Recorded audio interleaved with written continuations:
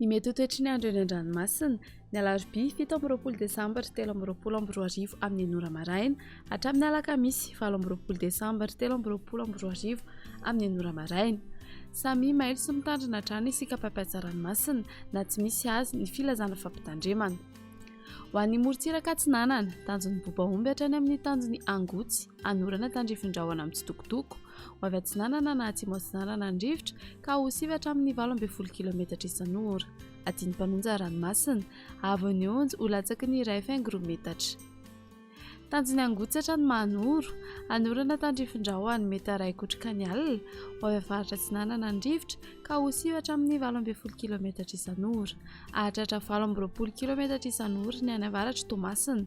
Adiny Mpanonja na Anonjabe ranomasina, avy Onjo 4,4 hatramin'ny 1,5 metatra. Mahanoratra ny Taolaniaro, anorana tandrifin-drahona mety 1 ho avy avaratra na avaratra Atsinanana andrivotra ka ho 7 hatramin'ny 12 kilometatra isan'ora. Ahatratra 7,30 kilometatra isan'ora rehefa manalavitra ny morontsiraka.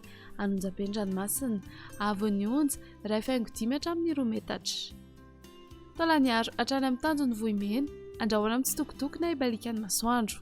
Ho avy Atsinanana andrivotra ka ho 12 hatramin'ny 12 kilometatra isan'ora.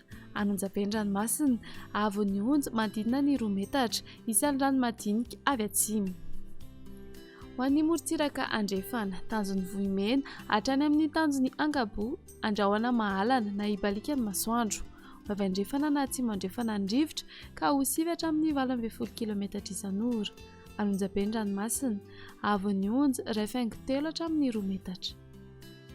Tanjon'ny Akabo hatrany amin'ny tanjon'ny Vilanandro, isorana tandrifin-drahona mety 1 indraindray.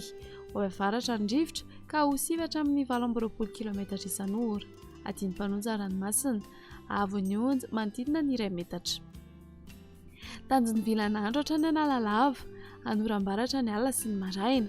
Ho avy avaratra andrivotra amin'ny ankapobeny ka ho 7 hatramin'ny 12 kilometatra isan'ora. Izy tafiotra rehefa ao anaty oram-baratra. Adiny Mpanonja ranomasina, avy Onjo 4,5 hatramin'ny 1 metatra. Anonjabe na Ahirin'ny ranomasina ao anaty oram-baratra ka mety hahatratra 1,5 hatramin'ny 2,5 metatra ny avy Onjo.